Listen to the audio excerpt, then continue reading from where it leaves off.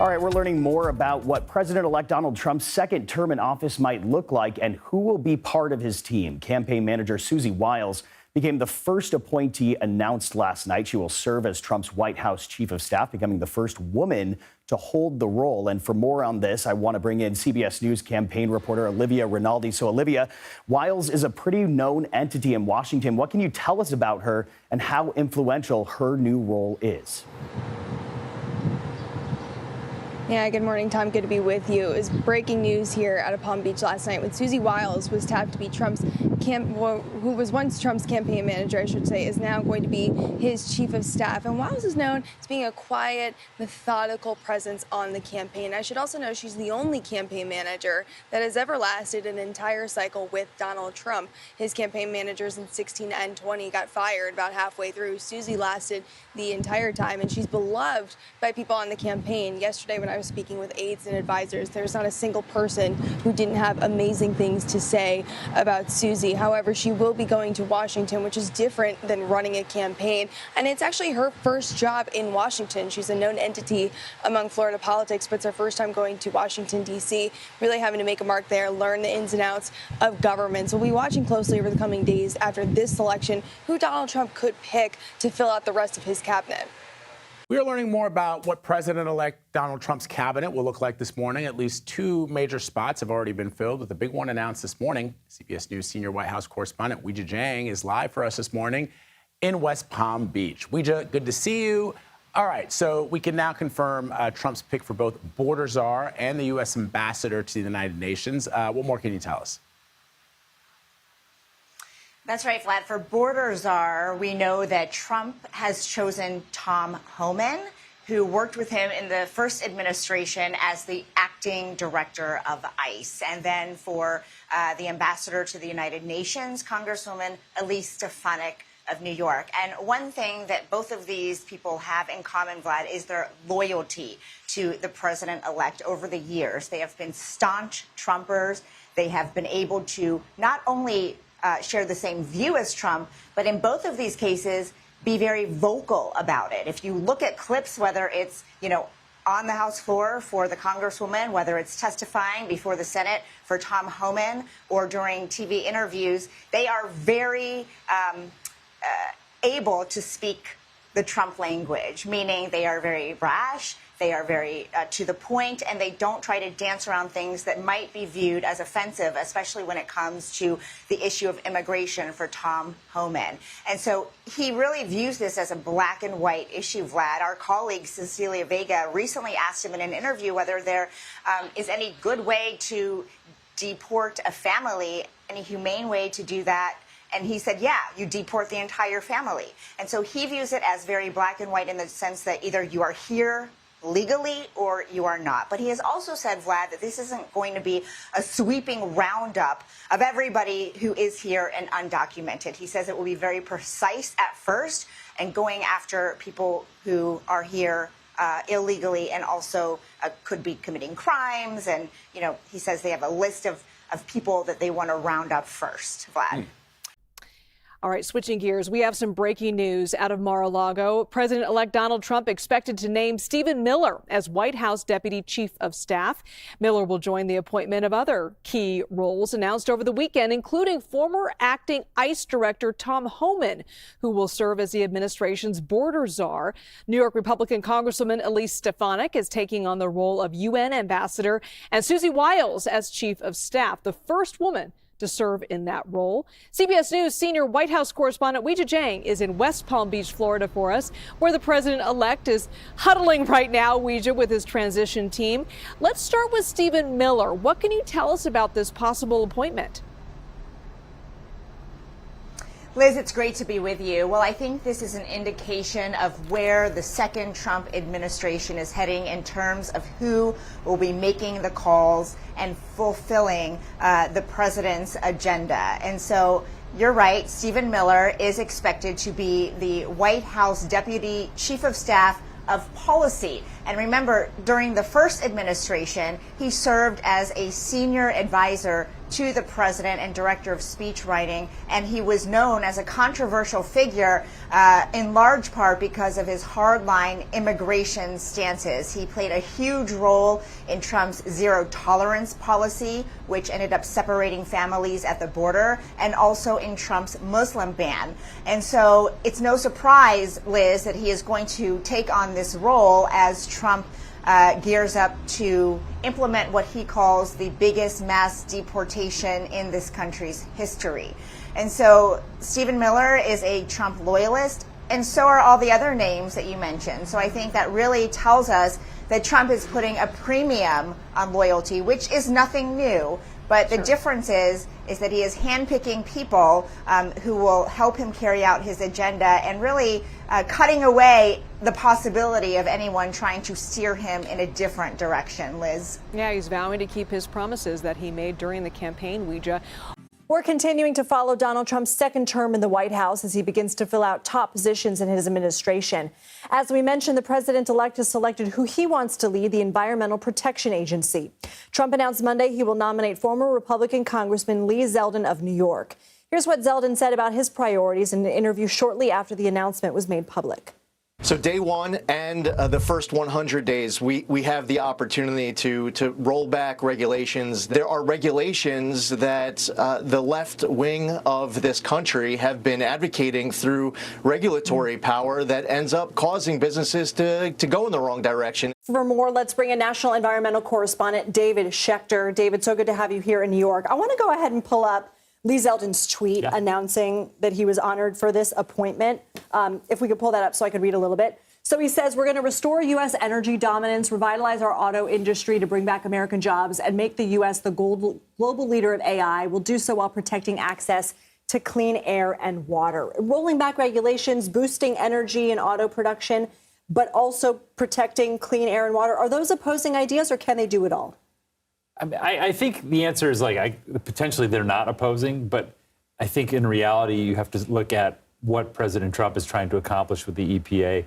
He wants to, as largely as possible, reduce the influence of the EPA, eliminate regulation, go after climate change policies, and the EPA is the place where you do that. So he said that's what he wanted to do. He brings in a congressman, former congressman, who's very loyal to him, who's really has no history of showing really any interest in the EPA, has voted with environmental issues only 14% of the time. And so this is most likely, you'd have to say, this is the tool that President Trump-elect is going to use to reduce the power of the EPA. It is a busy time here in Washington as America's new government is taking shape. And we have a team of correspondents on hand to break it all down for you, beginning with CBS's Ouija Zhang, who's covering the Trump transition in West Palm Beach, Florida. Good evening, Ouija. What a busy day. Good evening to you, Nora. Every staffing announcement provides further confirmation that Trump rewards those who are devoted to him and passionate about implementing his agenda, which includes untangling the U.S. from foreign conflicts and his signature item, securing the border. Make no mistake, an invasion of our country is happening, and our border is a war zone. South Dakota Governor Kristi Noem is considered a hardliner on immigration. And if confirmed as DHS secretary, she would be at the forefront of the plan to deport millions of undocumented immigrants, along with border czar Tom Homan and the architect of the plan, Stephen Miller. With more than 260,000 employees, DHS includes ICE and the Office of Customs and Border Protection. But Noem would also oversee the Secret Service and FEMA, among other departments. I'm very good friends with him. Noem, considered a Trump loyalist, was among the first Republican governors to endorse him. Kristi, I'm truly honored to receive your endorsement, very much so. Early in the campaign, she was on the shortlist to be the vice presidential nominee until her memoir revealed she shot her dog because it was untrainable, causing an uproar. Hello, thank you for joining us. We begin our report with President-elect Donald Trump offering his former rival a key role in shaping U.S. foreign policy. Trump is expected to name Florida Senator Marco Rubio as his Secretary of State. If confirmed by the incoming Republican-led Senate, Rubio will become the nation's top diplomat amid ongoing conflicts in the Middle East and Ukraine. In an interview late last month, Rubio said this about dealing with Russian President Vladimir Putin. I am not a fan of Vladimir Putin. I think Vladimir Putin is an enemy of the United States. By the same token, I assure you, Donald Trump and any future American president as well is going to have to interact with Vladimir Putin because he has the largest nuclear stockpile in the world, because he has one of the world's largest militaries, because they're a power in the world that has to be dealt with. In addition to his previous announcements, CBS News has also learned Trump intends to name South Dakota Governor Kristi Noem as Homeland Security Secretary, former Arkansas Governor Mike Huckabee as U.S. Ambassador to Israel, Steve Witkoff as Special Envoy to the Middle East, William McGinley for White House Counsel, and John Ratcliffe as CIA Director. On Wednesday, Trump is expected to take his first steps inside the White House since he left office in January of 2021. He'll meet with President Biden in the Oval Office. Biden invited his successor to the White House soon after the election was called last week. CBS News political director Fin Gomez joins us now. Let's go ahead and start, Fin, with Marco Rubio. What do we know about how he would approach foreign policy? Hi, Lindsay. How are you? So I've been covering Marco Rubio since 2007, and actually in 2010 is when he launched the Senate race that upset then Charlie Crist and led him to where he is now. And throughout his career, Lindsay, it's really been a focus on Russia, on China, on Cuba, and I think this has really sort of crystallized his perspective on foreign policy. He is a bit hawkish in comparison to what some of Trump's core beliefs, and that positioning, that posturing, if you will, one has been softened over the last couple of years by the senior senator from Florida, but also there's been some friction within Trump world because of that position. He's had some critics, including RFK Jr., who weighed in on his candidacy recently, but also from some of his from some of President-elect Trump's advisors in his family, including Don Jr., who believe that his positioning does not align with the MAGA core perspective of more of isolationism, if you will, in contrast to more of a hawkish foreign policy. Lindsay. And looking at some of these appointments, some people might be wondering, Stefanik does not have a diplomatic background. Zeldin is not known for his environmental focus. Noem is not from a border state. What's the reason behind some of these choices? There are three things that are happening here. I think you can remember it. It can be typified, Lindsay, with it's that these nominations are coming in fast. They're coming in furious. And also the third F is fealty. The converging point across these candidacies, if you will, for these high-ranking positions in the incoming Trump administration is the fact that they are loyal to Donald Trump. This has been tested and tried, if you will, during the primaries and also in the lead up to the election. There were a couple people who got cut from the list, I was told, because they were sort of shaky on their endorsing or positioning of support for Trump during the primaries. And that's something that you're seeing now. These folks, the people that he has on this list, these short listers, Lindsay, are very loyal to Donald Trump. We've also learned that Trump will name John Ratcliffe for CIA director. What do we know about his background? He is the former head of DNI, of National Intelligence, which is like a top advisor to the president under the first iteration of the Trump administration. He is a loyalist as well. He's very close to Donald Trump, and has has like both, if you will, the alignments of the Republican Party on when it comes to intelligence, when it comes to foreign policy, all aligned with him, with the MAGA world, more traditional republicanism, if you will, with that perspective. But it's someone who is a loyalist to Donald Trump, and I think you're going to see that in his actions. It will be lockstep with the president-elect. Fast, furious, and fealty may be the quote of the day. Fin Gomez, thank you so much. Thank you, Lindsay. Now, this comes as Trump's transition team has been busy selecting new members of his administration. The latest name added to the list, this man, Fox News host and veteran Pete Hegseth for Secretary of Defense. Trump also announced plans for a new agency called the Department of Government Efficiency, DOGE. It will focus on regulating federal spending and will be led by Elon Musk and Vivek Ramaswamy. Trump has also appointed former Arkansas governor and Baptist preacher Mike Huckabee as ambassador to Israel and real estate investor Steve Witkoff as special envoy to the Middle East. Now, these are in addition to several other high-profile roles in Trump's cabinet. You're seeing them here. It includes John Ratcliffe as CIA director and Governor Kristi Noem as the Homeland Security Secretary.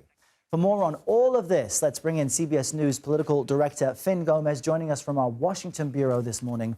Wow, Finn, there appears to be some surprise there on Capitol Hill about Trump's Department of Defense nominee, Pete Hegseth. Republican Senator Lisa Murkowski, in fact, is saying, quote, we have it for our viewers, I'm just surprised. I'm not going to comment whether it's good, bad, or indifferent. I'm just surprised because the names that I've heard for Secretary of Defense have not included him. Who is this man? Will he get confirmed? That's a great question. Donald Trump does have a majority will have a majority in the Senate, right? But you do have Senator Murkowski, others who have been vocal critics of Donald Trump. I mean, she did not indicate there about whether she would vote for Hegseth as the head of the DOD. But this is something that, we have heard Democrats being critical of this pick. As you mentioned, Hegseth is known to Fox viewers as the Fox and Friends weekend host, right? He's also, and this is important to note, across these picks is the fact that he is a Trump loyalist. He was someone who's been on the campaign trail with Donald Trump. He's been at rallies. He's someone who is lockstep with this new incoming administration, and that's what Donald Trump wants. If you go back to 2016, and I was there for the transition as well, Errol, for that one, and in that one he listened to a lot to the RNC people, to people, if you remember, rights Priebus, folks from the party that he inherited. This is now his pick. These are loyalists to Trump. And Hegseth is someone who is very popular with his MAGA base, with one of his key advisors, his son, Donald Trump Jr., and others who have been very vocal about having him in the administration. However, will he hit some turbulence before landing getting through the Senate? He may. Yeah, and the difference this time, Finn, to 2016 is that a majority of Americans voted for Trump's style of change to come to Washington. All right, let's bring in CBS News political reporter Libby Cathy to talk more about the Trump transition. So, Libby, walk our audience through exactly what Elon Musk, a billionaire who spent hundreds of millions of dollars in his attempt to help the president-elect win re-election to the White House, what he and Vivek Ramaswamy would be tasked with in the Trump administration. And I feel like there's sort of a little bit of trolling going on there that the name of this pseudo government organization has the initials that spell out Doge, which is a cryptocurrency that Elon Musk touts all the time, which is probably going to make him more money. Yeah, good to be with you, Vlad. Elon Musk, the world's richest man, having President Trump's ear this week at Mar-a-Lago, and for some time before that, as you mentioned, donating millions to his campaign. Well, that seems to be paying off in an appointment, per se, this pseudo-government department, as you call it, the Department of Government Efficiency. Trump announced yesterday that Elon Musk and Vivek Ramaswamy would lead this department. Now, there's a lot of questions about what exactly it would do, but the initials, the acronym DOGE, Doge, that is a little bit of a trolling, as you mentioned, referring to that meme of the winking dog. Musk's posts very often on the platform Twitter. He just bought X now. But Doge, this Department of Government Efficiency, lots of questions on what exactly it will do, how exactly it will work, but it's meant to cut spending. Vivek Ramaswamy on the campaign trail, when he was challenging now President-elect Donald Trump for the Republican nomination, talked about cutting some 200,000 jobs from the federal workplace, or 10% of the federal workforce. So that's what we're expecting. Elon Musk posted over Twitter this morning saying that the department will be transparent, that they will post how our taxpayers' dollars are being spent. But really, this is showing how much influence Musk has over Trump, with Trump. He's traveling with him today in Washington, joining him at that meeting with Republican lawmakers right now. And this comes as Musk has tons of contracts with the government, with Starlink, with Tesla. So we will see how their relationship plays out in the coming weeks, but so far has had a very close ear to the former president, now the president-elect. Vlad. Welcome back to America Decides. Former Congressman Matt Gaetz was once investigated by the very same department he now hopes to lead. The Justice Department looked into sex trafficking allegations against Gaetz for years. It decided not to charge Gaetz and closed the probe last year. The House Ethics Committee, though, has been investigating claims of sexual misconduct and other violations against Gaetz before he resigned yesterday. He has denied wrongdoing, we should note. CBS News investigative producer Michael Kaplan joins us now.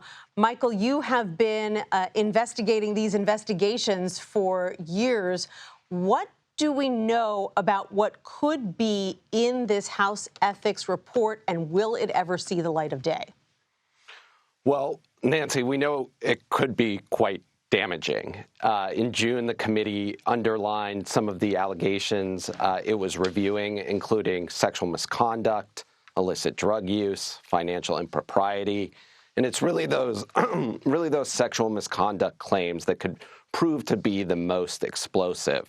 We know at least 4 women have come and testified in front of the committee, telling them they were paid to attend parties with drugs and sex, where Rep. Gaetz was also present. And we know that one of those women has said that she had sex with Gaetz when she was just 17 years old. Her attorney said in a statement today she was a, quote, high school student and there were witnesses. So that just gives you a sense of some of the details that could come out in this report. Gaetz has previously denied all wrongdoing and, has called the committee's investigation a frivolous smear campaign. But he must, it's no surprise he might be feeling relieved that this report may never see the light of day. Right, because now that he's resigned, there's a good chance that the House Ethics Committee could just drop the whole thing. Michael, can you explain why the Justice Department looked into some of these allegations as well, investigating sex trafficking in particular, but then dropped those allegations?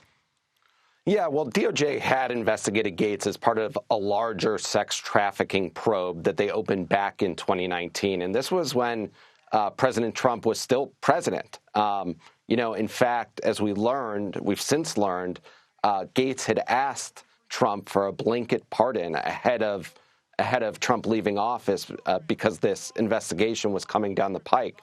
While the Justice Department brought charges against some of Gaetz' associates, some of whom are in prison now, no charges were ever brought against Gaetz himself.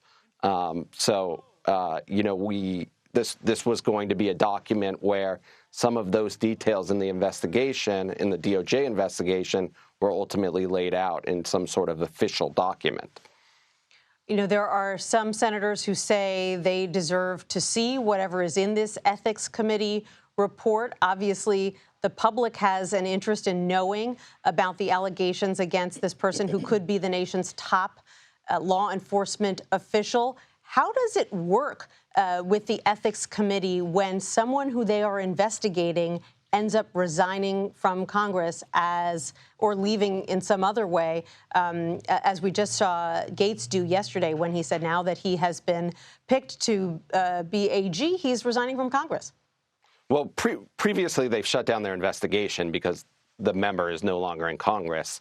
Obviously, this is a sort of unprecedented situation, and people close to the committee who I've spoken with say it's hard to imagine that this document or the details in this document never sees the light of day. As you mentioned, Democratic senators are asking for not only the report but the underlying information ahead of what is expected to be a pretty contentious confirmation hearing. But the committee itself is sort of not commenting on its investigation or on whether they'll ultimately release these findings. Yeah, damaging information has a way of getting out on Capitol Hill, one way or the other. Michael Kaplan, investigative reporter for CBS News, thanks so much. Thank you, Nancy. And now it is official from the president-elect himself. Donald Trump has named RFK Jr. as his pick for Health and Human Services Secretary. In a post on social media, the president-elect wrote, in part, quote, Mr. Kennedy will restore these agencies to the traditions of gold standard scientific research and beacons of transparency to end the chronic disease epidemic and to make America great and healthy again. Now, if confirmed, Kennedy would be in charge of the CDC, National Institutes of Health, Centers for Medicare and Medicaid, and the FDA with a budget of nearly $2 trillion annually. CBS News political reporter Olivia Rinaldi is in West Palm Beach, Florida. That's also where the president-elect is. So, Olivia, we have been talking a lot about how controversial some of these picks are and what many of them have in common, and certainly RFK Jr. falls into this bucket, is how much they have expressed publicly disdain for how these organizations that they are now being tapped to run have been run in the past. Talk to us about how significant it is that RFK Jr. is going to be nominated to this post.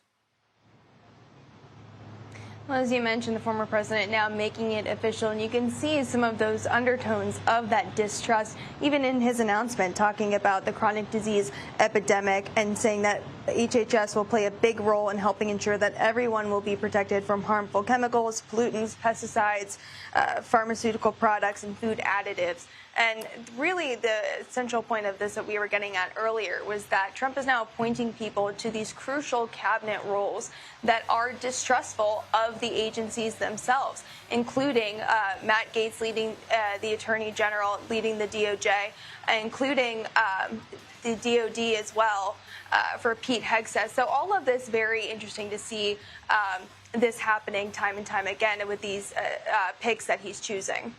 And in his victory speech, Trump said he's going to help make America healthy again. He wants to do some things. We're going to let him get to it. Go have a good time, Bobby. So we knew that he was on the short list. What are some of those things that he wants to do? Do we know how RFK Jr. is expected to reform Health and Human Services? Well, I think we can see just from some of this statement that Trump says handling the chronic disease epidemic. That's something RFK Jr. talked about very consistently on the campaign trail. That is his major focus, and removing food additives from, things like cereal. He was talking about, I believe it's called Red 40, which is a dye that gets added into food. That's something I could see RFK Jr. tackling. We also mentioned the fluoride in the water policy. That's something he brought up several weeks ago, saying that it should be removed because he believes it causes unintended health consequences for children and people who consume it. So notable there that he then ended up speaking to President Donald Trump about that, and Trump said he would be open to any of these policies that RFK is talking about implementing. So all of this very interesting that he's open to this wide range of policies. But on the chronic disease epidemic, it's something he's talked about for a very, very long time. So for this appointment to happen, subsequent Senate confirmation, all very notable of some significant changes that could be coming at Health and Human Services. So you have interviewed RFK Jr., Olivia. You did it fairly recently after he endorsed President-elect Trump out on the campaign trail, because prior to that, he was running for the presidency himself. What did he have to tell you about his support for the president-elect? Well, they've become very close in recent months. I'm struck by, the transformation of RFK Jr. and Trump's relationship over the course of this entire campaign. We know that RFK was running as a Democratic presidential candidate, subsequently dropped out, then ran as an independent, subsequently dropped out after that, and then endorsed the former president. And I'm remembering just from times on the campaign trail when we've been able to ask Trump questions. I asked him back in April when he was up in New York for his trial what he thought of RFK Jr. And he said he's a great guy and I've known him for a long time. Later on, Trump said, I know nothing about him and I don't know him. And now, of course, the two of them are close, and he'll be serving, if confirmed, as his Health and Human Services Secretary. So a typical Trump evolution there for RFK Jr. in his orbit. But they are close. They talk very often, and Trump is very open to hearing policies that he puts forth. And Olivia, tell our viewers a little bit about RFK Jr.'s qualifications, some of his controversial positions, and given those two things, his possibility or likelihood of actually receiving a Senate confirmation. Well, with this nomination, it's putting a vaccine skeptic in the driver's seat of overseeing all vaccines and production in the country. That's really important to underscore there. With this appointment, he'll be leading or in charge of overseeing the Center for Disease Control, the FDA, the Food and Drug Administration. Part of the FDA has an advisory board that oversees, trials into vaccines and pharmaceuticals in the country. So to put someone who's deeply skeptical already of vaccines, of pharmaceutical companies overseeing those agencies, it's deeply important to understand what that could mean and the transformation that we could see for health guidelines in the country. These are also, in that position, you're also in charge of setting some health guidelines and meeting with doctors and advisory boards about what's best on certain items. And I mentioned this earlier, but I'm struck by what happened in 2020 during Trump's last administration with the pandemic, where Health and Human Services became such a key role in conjunction with the Centers for Disease Control and the FDA in approving and greenlighting the coronavirus vaccine as quickly as it was. If we were tasked with another pandemic, what would that look like in this country, and what would that vaccine look like? We also know RFK Jr. is deeply skeptical of the coronavirus vaccine, as well as several other vaccines that children are supposed to get in their young age. And this is coming as there's really been a wave across the country of that deep skepticism of the COVID vaccine, but also vaccines that children get for polio and other issues as well. We've seen some spikes in those across the country. So it's coming at a time that really speaks to a concern that people have. It's part of the reason why Trump put him in that role, is to speak to those concerns. And he will be in charge of all of those issues, as well as reproductive health care, the Affordable Care Act, and other things that Health and Human Services oversees. Olivia Rinaldi, thank you. Let's begin with the Trump transition. The president-elect has announced he wants North Dakota Governor Doug Burgum to run the Department of Interior. Burgum originally challenged Trump for the Republican nomination. Meanwhile, there are new revelations about his pick for Secretary of Defense. Officials in Monterey, California, have confirmed that they looked into sexual assault allegations against Peter Hegseth in 2017. His lawyers tell CBS News that the Army veteran turned Fox News host was already investigated and, quote, cleared. And Robert F. Kennedy Jr., Trump's pick for Secretary of Health and Human Services, was at Mar-a-Lago last night for the America First Policy Institute Gala. While touting his election victory, the president-elect gave a shout-out to Kennedy, who is under scrutiny for his criticism of vaccines. Don't get too popular, Bobby. You've reached about the level now. We want you to come up with things and ideas and what you've been talking about for a long time, and I think you're going to do some unbelievable thing. Nobody's going to be able to do it like you, and boy, does he feel it in his heart. Let's bring in CBS News political reporter Olivia Rinaldi, who is covering the transition from West Palm Beach.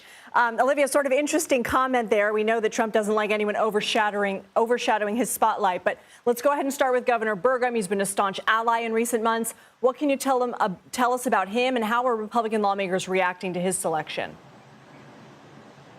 Yeah, good to be with you. Burgum is the two-time governor of North Dakota, who you mentioned ran against President Trump for the Republican primary, but then subsequently dropped out, endorsed him, has been a close ally, and even someone that was considered to potentially be vice president. Last night, Trump making a little bit of a surprise announcement at Mar-a-Lago, announcing him for Secretary of the Interior. Now, in that role, he would oversee federal lands across the U.S., and we know that Trump has talked about increasing oil and drilling permits across the U.S., even using federal lands for that. His nomination, or rather Trump's intention to nominate him, was met very positively on Capitol Hill, with senators, Republican senators, applauding the nomination and the pick and saying that he would be a welcome person for that. Senator Barrasso of Wyoming saying he recognizes how important federal lands are for energy and mineral production. So it seems like he might have a little bit of an easier time getting through that Senate confirmation than perhaps some of other Trump's picks. Represented Trump in multiple criminal indictments, including one in which he was convicted, the so-called hush money trial. What do we know about their relationship, why Trump tapped him for Deputy Attorney General, and what he will be responsible for? I think it shows a reliance of Trump on his inner circle, and particularly his defense lawyers and his team of lawyers that have been shepherding him through these several trials that he's been involved in. We know that Todd Blanche was the lead defense attorney in that criminal hush money trial in New York, but he also represented Trump in the federal documents case that was unfolding here in Florida. So it shows that reliance he has on his lawyers, but he was tapped for Deputy Attorney General. That's a role that will need to be confirmed through the Senate. But in that role, they're essentially doing all the day-to-day work that's going on at the Department of Justice. So they're overseeing budgets, personnel, staff, and really implementing those key initiatives. So Trump entrusting someone who he's worked with before very closely, especially over the last year and a half, into that role, really indicative of how he sees the government, who he wants to install, perhaps loyalists into these positions. What other picks has Trump made today? We've heard about Stephen Cheung being tapped to be communications director. He was communications director of the campaign, a bit of a firebrand, one to throw punches back on X. So an interesting announcement there, an important announcement there, as they start to really firm up some of the other departments, not only the cabinet, but what communications out of the White House are going to look like. The president-elect has also selected Karoline Leavitt to serve as White House press secretary. Leavitt was the national press secretary for Trump's re-election campaign. The 27-year-old also served as assistant press secretary in Trump's first administration before unsuccessfully running for Congress in New Hampshire. In a statement, Trump called Leavitt smart, tough, and a highly effective communicator.